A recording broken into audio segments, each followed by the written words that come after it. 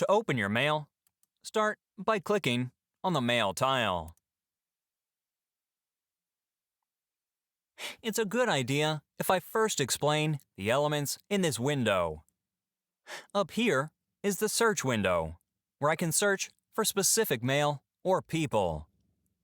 Then, I have the folders, like the inbox, sent items, and drafts. If you click here, you get more options. For example, deleted items and junk mail. You likely know a lot of this already. Over here, I have the inbox list, where of course, all your emails are. To the right of that is a text of a specific mail. I'd like to respond to this email. It used to be that replying to a mail would open a new window. When you reply to a mail now, it doesn't automatically open a new window, which I like, because I used to have 10 to 12 windows open at a time, which was confusing. I've written a short text, which I'll copy so you don't have to watch me type. You can, of course, format the text using these tools if you like.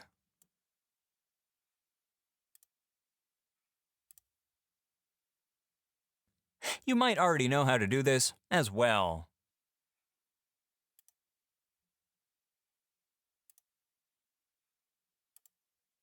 When you need to do something else and have to stop in the middle of writing an email, no worries. The email is automatically saved as a draft. Do you already know how to find your drafts using the full version of Mail? In the online version, drafts are saved right with the original email, so you don't have to go searching for them. That's 1-0 for online mail if you ask me. If you do want to open a separate window for your email, make sure you're in edit mode. Then click this little icon here, and a separate window will open.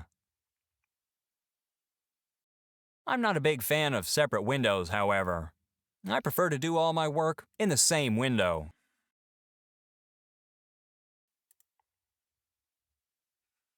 My answer is ready to send, and so I hit Send.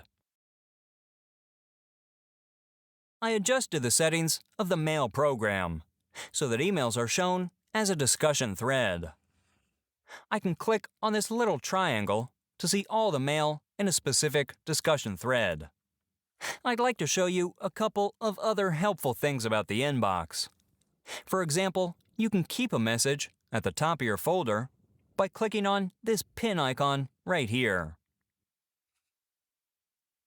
The email is now at the top of your inbox until you unpin it. Then it will go back to its normal position. I flagged this message as important. I've already tended to this email, so I can now unflag it. Unread emails will have this blue bar on the side of them. To delete a message, simply click on the trash icon. You can filter emails with a simple mouse click. At the moment, I'm showing all emails, but I can choose to show unread emails, emails sent only to me, or sorted by date, sender, subject, or even size. With this sort, I can easily clear up space. Maybe you've already learned that it's much better to share files than to send files as attachments. I can also choose to show the inbox from showing messages in conversation to messages in chronological order. I, however, recommend to use the conversation view.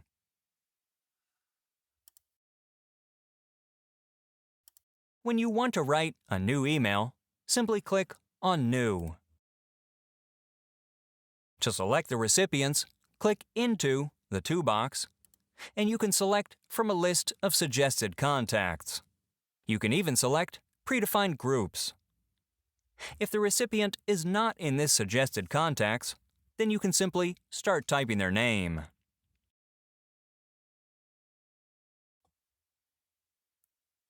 As you've seen, I'm working with my colleague on a marketing budget.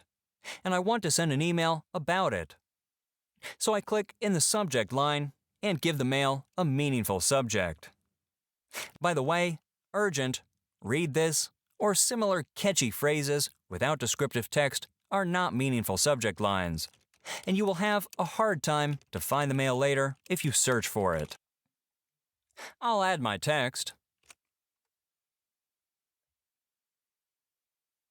And now I need to attach a file.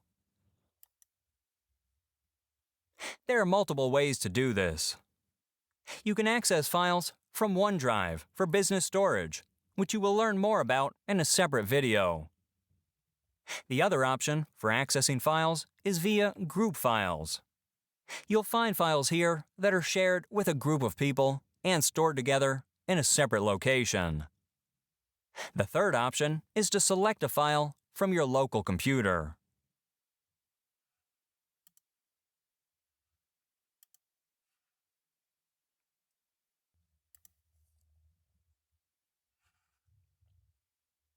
You can choose whether to attach a file as a OneDrive file or as a copy.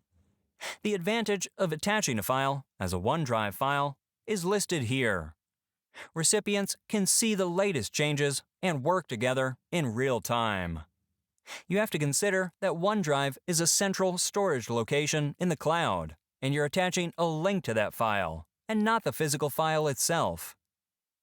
If the recipient doesn't have access to OneDrive, you can, of course, attach a file as a copy, as you probably have already done before you started working with Office 365. I definitely recommend to send attachments as a link to a OneDrive file. This is my file. By clicking on the drop-down menu, I can change the permissions. I can revoke or add permissions. You may also notice that the file icon has the cloud symbol attached to it, indicating that this is a link to the OneDrive file. If you change your mind and want to attach it as a copy, you can do this here. Most of the time, you won't need to check all of these options before you send a mail. I want to point out two important things when it comes to sending emails. One is, you can set the importance of an email. Second, the other often used feature when sending emails is under Show Message Options, where you can request a delivery or read receipt. If you mark the sensitivity of a message as private, the recipient won't be able to forward it to others.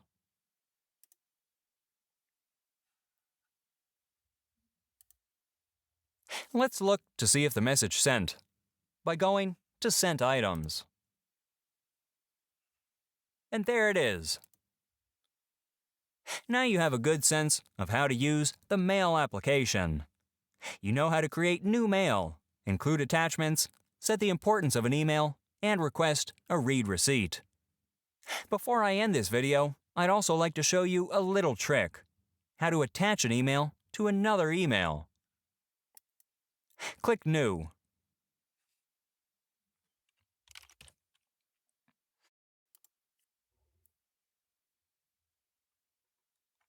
In a new email, if I click on Attach, there's no option for attaching another email.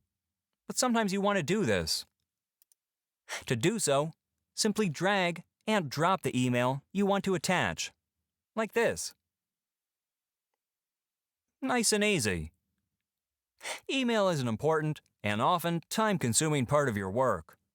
Join me in exploring more options that will help you to work more efficiently with your mail in the future.